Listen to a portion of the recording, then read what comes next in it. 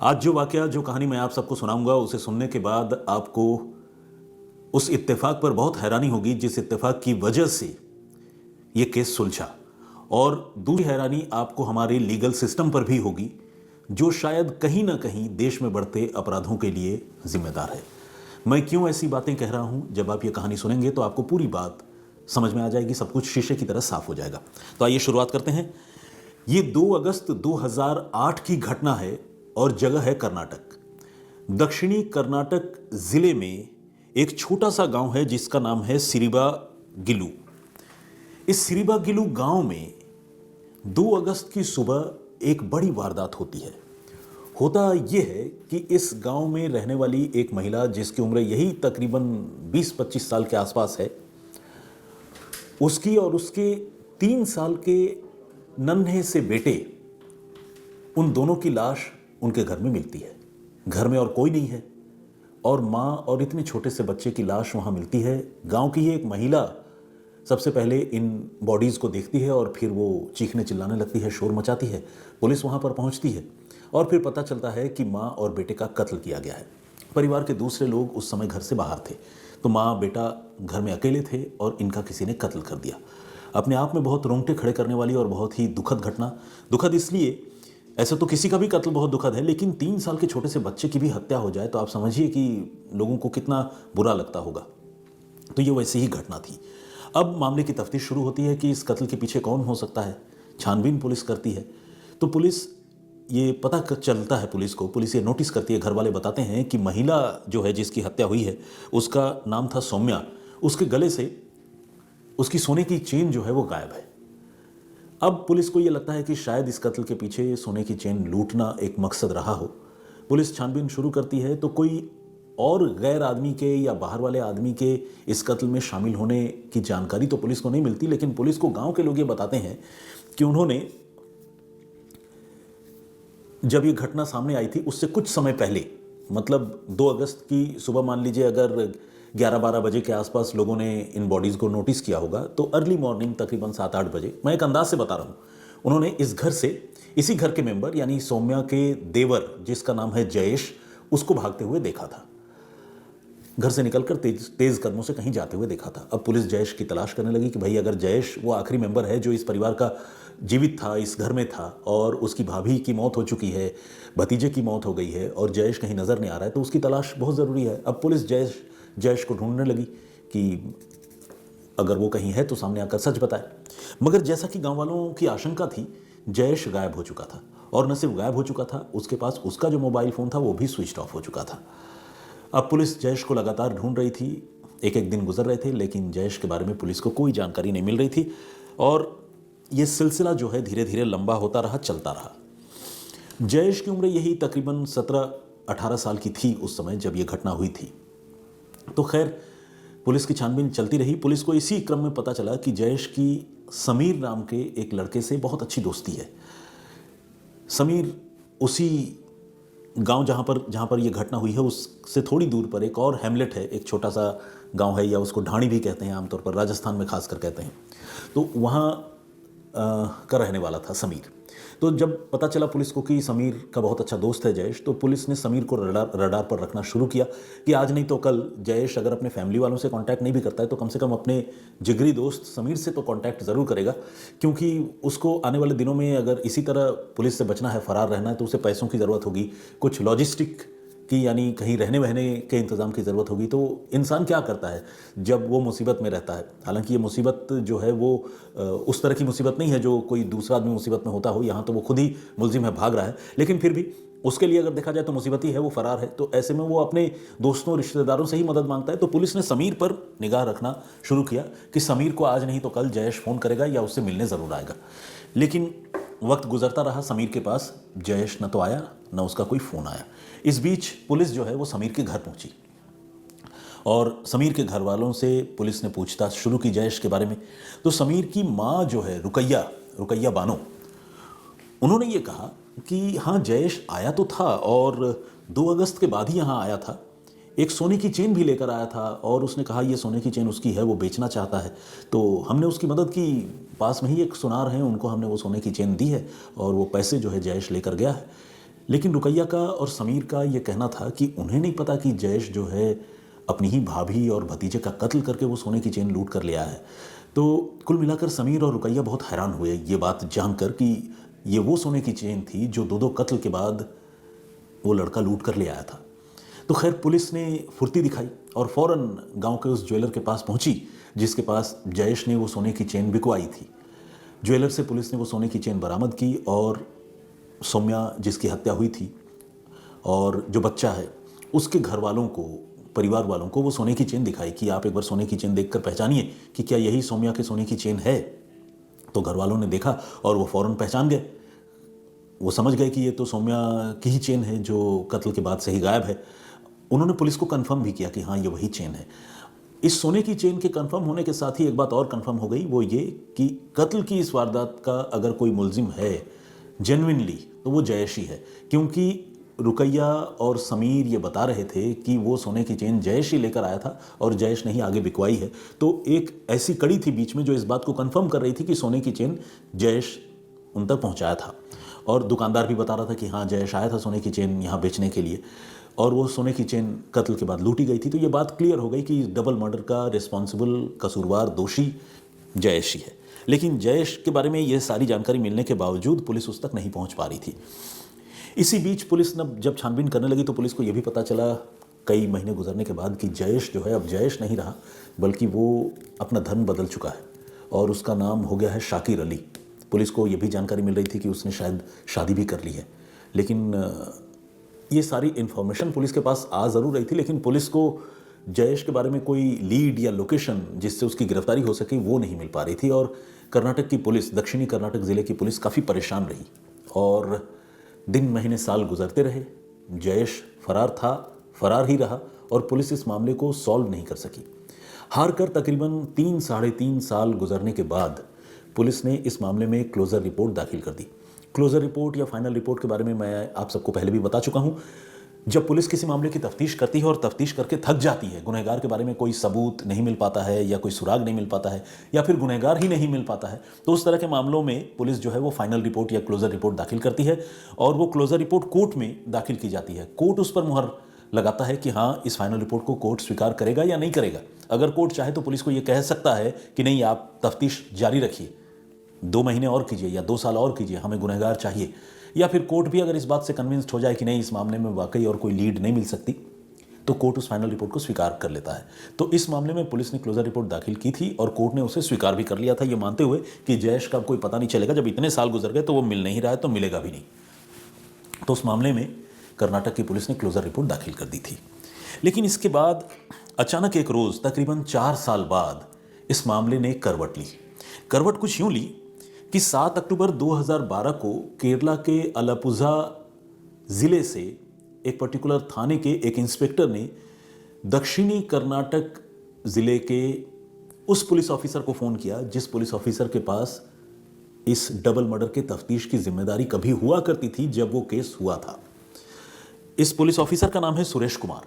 सुरेश कुमार को केरल से फ़ोन करने वाले पुलिस इंस्पेक्टर ने यह बताया कि हमारे पास एक तस्वीर है और एक वीडियो भी है, आप इन तस्वीर और वीडियो को देखिए और ये बताइए कि क्या ये आदमी आपके पुलिस थाने के बही खातों में भी वांटेड है क्या। तो सुरेश कुमार ने कहा कि बिल्कुल भेजिए आप, मैं चेक करता हूँ। तो केरल से उन्हें एक तस्वीर मिली और एक वीडियो मिला। जो तस्वीर मिली वो तस्वीर जो है काफ़ी हद तक जयेश से मेल खाती थी और जो वीडियो मिला उस वीडियो में भी पुलिस ने एक आदमी को पकड़ा हुआ था और वो वीडियो में जो बंदा था वो भी जयेश से बिल्कुल हूबहू मिलता था। लेकिन तकरीबन 3 से 4 सालों का वक्त गुजर चुका था तो डील डोल या हुलिये में थोड़ी तब्दीली तो आ ही गई थी। लेकिन जब सुरेश कुमार ने वो तस्वीर देखी तो सुरेश कुमार को कंफर्म हो गया कि हाँ केरल पुलिस ने सही जानकारी भेजी है, ये तस्वीर तो जयेश की ही है। और कर्नाटक की पुलिस ने फिर केरल पुलिस को कंफर्म किया कि हाँ आपकी जानकारी सही है, हमें लग रहा है कि ये हमारा वांटेड है, हमारा ही मुलजिम है और हम फ़ौरन वहाँ पहुँच रहे हैं। उसके बाद सुरेश कुमार अपनी टीम के साथ, दलबल के साथ साउथ कर्नाटक से निकलकर केरल के अलापुझा पहुँचते हैं और वहाँ पहुँचने पर उनको मिलता है जयेश उर्फ शाकिर। अब जब उससे पूछताछ करते हैं तो पहले वो इधर उधर की बातें सुनाता है, लेकिन फिर वो कबूल करता है कि हाँ वही जयेश है और उसी ने आज से 4 साल पहले अपनी भाभी सौम्या और अपने 3 साल के छोटे से भतीजे जिष्णु का कत्ल किया था। अब ये तो खैर कर्नाटक पुलिस के सामने उसका कबूलनामा है। उसके बारे में केरल पुलिस को कैसे पता चला और केरल पुलिस ने कर्नाटक पुलिस को यह जानकारी कैसे दी, ये अपने आप में एक बहुत ही इंटरेस्टिंग स्टोरी है। इंटरेस्टिंग इसलिए है क्योंकि ऐसे किसी मामले में किसी का गिरफ्तार हो जाना आमतौर पर सुनाई नहीं देता, आपने भी नहीं सुना होगा। होता यह है कि केरल के अलपुझा का रहने वाला जयेश उर्फ शाकिर जेल से बाहर आता है और अपने एक दोस्त के साथ वो फिर से अपने आदत के मुताबिक किसी महिला से लूटपाट करने की कोशिश करता है और लूटपाट करने के क्रम में वो उस महिला पर जानलेवा हमला भी करता है, उसे अच्छी खासी चोटें आती है। इस मामले में पुलिस जब तफ्तीश शुरू करती है तो उन्हें जयेश के बारे में जानकारी मिलती है और पुलिस जो है जयेश उर्फ शाकिर का पीछा करने लगती है। एक इस तरह के हॉट चेज में जब पुलिस उसके पीछे भाग रही हो, जयेश खुद पुलिस के कब्जे से बचने के लिए भाग रहा हो, पकड़ में आने से बचने के लिए भाग रहा हो, उस हॉट चेज में एक क्लाइमेक्स ये होता है कि जयेश नाम का ये जो लड़का है ये एक ऊंचे लंबे नारियल के पेड़ में चढ़ जाता है, बड़ी तेजी से चढ़ता है और ऊपर जो है बिल्कुल चोटी पर जाकर वो रुक जाता है। और पुलिस वाले जब उससे कहते हैं कि भाई नीचे आ जाओ, कानून का सामना करो, अगर तुम बेगुनाह हो तो भी सबूत दो और अगर गुनहगार हो तो जेल चलो, मगर वो जयेश उर्फ शाकिर जो है वो नीचे नहीं उतरता। अब पुलिस उसकी आरजू मिन्नत करने लगती है, केरल की पुलिस, अलपुझा की पुलिस। जयेश से कहती है भाई नीचे उतर आओ। कई घंटे का वक्त गुजर जाता है, जयेश नीचे नहीं आता। धीरे धीरे ये खबर जंगल में आग की तरह फैलती है कि भाई एक रॉबर या चोर जो भी कहो वो पेड़ पर चढ़ गया है और पुलिस उसे मना रही है, नीचे से हाथ जोड़ रही है, रिक्वेस्ट कर रही है कि भाई नीचे उतर आओ, लेकिन वो नहीं आ रहा है। मीडिया वालों को खबर मिलती है। मीडिया वाले ये अपने आप में हम लोगों की बोलचाल की भाषा में हम लोग कहते हैं चकल्लस स्टोरी, मतलब ऐसी स्टोरी जिसमें कुछ कॉमेडी हो। तो इस स्टोरी में कॉमेडी है कि बंदा पेड़ पे चढ़ा हुआ है, नीचे पुलिस परेशान है, उससे रिक्वेस्ट कर रही है। तो मीडिया वाले इस खबर को जमकर शूट भी करते हैं बढ़िया से और दिखाते भी हैं। और उस रोज़ जब ये घटना हुई थी, वही 7 अक्टूबर से समझ लीजिए एक दिन पहले की ये बात है, 6 तारीख की, तो उस दिन ये खबर केरल के जो लोकल न्यूज़ चैनल हैं, खासकर अलपुझा और उसके आसपास के इलाकों के, वहाँ पर बहुत ज़बरदस्त तरीके से ये खबर टीवी पर चल रही थी और लोग इस खबर को बहुत ध्यान से देख भी रहे थे और ख़ुद पुलिस वाले भी जो है इस मामले को किसी तरह से सुलझाने की कोशिश कर रहे थे। और जब ये घटना हुई तो उस दिन जयेश नीचे तो नहीं उतरा, अल्टीमेटली पुलिस को ऊंची लंबी क्रेन मंगानी पड़ी और उस क्रेन के सहारे पुलिस ऊपर गई और ऊपर ही समझ लीजिए कि एक तरह से पेड़ के ऊपर ही उसको पकड़ा या गिरफ्तार किया। वहाँ पर जाकर उससे कहा कि अब नीचे चलो वरना तुम भी गिरोगे, जान भी जाएगी, क्या फ़ायदा है। तो वहाँ से फाइनली जयेश को पुलिस ने काबू किया नारियल के पेड़ के ऊपर से और फिर नीचे लेकर आई। इसके बाद जब पुलिस जयेश से पूछताछ करने लगी, केरल की पुलिस, तो जयेश ने वहाँ किए गए जो जुर्म है उसके बारे में तो अलपुझा केरल की पुलिस को बताया ही, लेकिन जब उसकी असली पहचान सामने आई तो पता चला कि वो दक्षिणी कर्नाटक के उसी छोटे से गांव जिसका मैंने जिक्र किया था, सिरिबागिलू, वहाँ का रहने वाला है। और जब उससे और सख्ती हुई तो उसने कहा कि वहाँ उसने अपने ही घर में डबल मर्डर कर रखा है। मैंने आपको पहले भी बताया है कि गुनहगार जब एक बार पकड़ा जाता है और जब पुलिस उसके साथ सख्ती करती है तो वो हालिया जो जुर्म होता है, रीसेंट जो क्राइम होता है, उसे तो कबूलता ही है। मेंटली रिलीव्ड होने के लिए या फिर जो भी मतलब एक साइकोलॉजिकल स्टेट होता है, उस स्टेट में जाने के बाद गुनहगार वो सारी बातें कई बार कबूलने लगता है जिन गुनाहों के बारे में कई बार पुलिस वालों को जो उससे पूछताछ कर रहे होते हैं उनको जानकारी ही नहीं होती है। तो ये मामला कुछ वैसा ही था। तो जयेश ने गिरफ्तार होने के बाद जो रीसेंट क्राइम है उन्हें तो कबूला ही, लेकिन साथ ही वो फर्स्ट क्राइम भी कबूला जब उसने अपनी भाभी और भतीजे की 4 साल पहले हत्या की थी। और जब ये बात उसने कबूली तो केरल की पुलिस को लगा कि भाई चूंकि ये कर्नाटक की पुलिस का भी मुलजिम है तो कर्नाटक पुलिस को इन्फॉर्म करना चाहिए। फिर केरल पुलिस के इंस्पेक्टर ने कर्नाटक पुलिस के सुरेश कुमार को इस घटना के बारे में जानकारी दी और जैसा कि मैंने आपको बताया कि उसके बाद सुरेश कुमार अपनी टीम के साथ पहुंचे और उन्होंने जयेश को केरल पुलिस से अपने कब्जे में लिया और फिर इस मामले में ट्रायल के लिए उसे कर्नाटक लेकर भी आए। यहाँ पर उसने सारी बातें बताई कि उसने हत्या की और हत्या करने के पीछे का मकसद जो है वो सोने की चेन लूटने का ही था। और फिर उसने अपने जीवन के बारे में बताया कि आगे उसने शादी कर ली, धर्म बदल लिया, उसके बाद वो अलपुझा में रहने लगा, वहाँ चोरी के एक मामले में वो गिरफ्तार हुआ, वो जेल गया था, फिर जेल से बाहर आया। बाहर आने के बाद उसने एक और अपराध को अंजाम दिया, एक महिला पर जानलेवा हमला किया उससे लूटपाट की कोशिश में, और अब पुलिस उसके पीछे पड़ी थी तो वो पेड़ पर चढ़ गया था और फिर गिरफ्तार हुआ। तो एक तरह से उसने अपनी पूरी ज़िंदगी जो है वो कर्नाटक पुलिस को बताई और कर्नाटक पुलिस ने वो सारी चीज़ें डॉक्यूमेंट की, दर्ज की और उसके खिलाफ इस मामले में चार्जशीट दाखिल की। पुलिस ने एक वाटर टाइट केस बनाया और ये इतना मजबूत केस था, सबूत पुलिस ने, बेशक एक ऐसा मामला जिसमें फाइनल रिपोर्ट दाखिल हो गई थी, वही केस जब दोबारा रीओपन हुआ तो पुलिस को कुछ ऐसे सबूत मिले, पुलिस ने ऐसे सबूत जुटाए कि उस केस में जयेश उर्फ शाकिर को अदालत ने सजाए मौत सुनाई, यानी फांसी की सज़ा दी। जो डिस्ट्रिक्ट कोर्ट है उसने ये कहा कि जयेश जैसा गुनहगार इस समाज में जीने लायक नहीं है, जिसने अपने ही परिवार में इस तरह से धोखा किया, अपनी भाभी की हत्या की और तो और एक छोटे से नन्हे बच्चे की भी हत्या कर दी जिसकी उम्र महज 3 साल की थी। पुलिस ने, कोर्ट ने उससे पूछा कि हत्या क्यों की छोटे से भतीजे की, तो उसने कहा कि उसी ने देख लिया था कि मैं उसकी माँ की हत्या कर रहा हूँ और मैं कोई सबूत नहीं छोड़ना चाहता था। पता नहीं 3 साल का बच्चा कितना बता पाता, कितना नहीं बता पाता, लेकिन जयेश ने कोई रिस्क नहीं लिया और उसे अपने भतीजे पर भी दया नहीं आई। तो एक ऐसा शैतान आदमी, दरिंदा, जिसने इतने जघन्य अपराध किए हों, लोअर कोर्ट ने उसे फांसी की सज़ा दी और इस इंसाफ पर सारे लोग बहुत खुश भी थे। लेकिन जब ये मामला और ये फांसी की सज़ा उसे हुई, मैं आपको बताता हूँ, 9 अगस्त 2016 को वो गिरफ्तार हुआ, 7 अगस्त 2012 को पेड़ से उतारे जाने के बाद, इसके बाद 9 अगस्त 2016 को उसे फांसी की सज़ा हुई। अब जिसे भी फांसी की सज़ा होती है आपको पता है, चाहे वो निर्भया के गुनहगार ही क्यों ना हो, वो हाई कोर्ट, सुप्रीम कोर्ट जाते हैं। ये हाई कोर्ट गया और हाई कोर्ट में उसकी फांसी की सज़ा जो है वो आजीवन कारावास की सज़ा में तब्दील हो गई। यानी हाई कोर्ट को लगा कि नहीं, इसे जीना चाहिए, समाज में इसकी भी ज़रूरत है, और उसे जो है 13 अक्टूबर 2017 को कर्नाटक हाई कोर्ट ने आजीवन कारावास की सज़ा दी, यानी फांसी की सज़ा को कन्वर्ट कर दिया, चेंज कर दिया। इसके बाद से वो जेल में है। अब एक और ख़ास बात सुनिए, अब से कुछ समय पहले भारत के जो परिवहन मंत्री हैं नितिन गडकरी, उनके दफ्तर में कर्नाटक के बेलगावी जेल से एक फ़ोन आता है। फ़ोन करने वाला आदमी ये बताता है कि मैं दाऊद इब्राहिम के गैंग से बोल रहा हूँ, माफिया डॉन, और हमें 100 करोड़ रुपए की रंगदारी चाहिए, तैयार हो जाओ 100 करोड़ लेकर, वरना भुगतना पड़ेगा।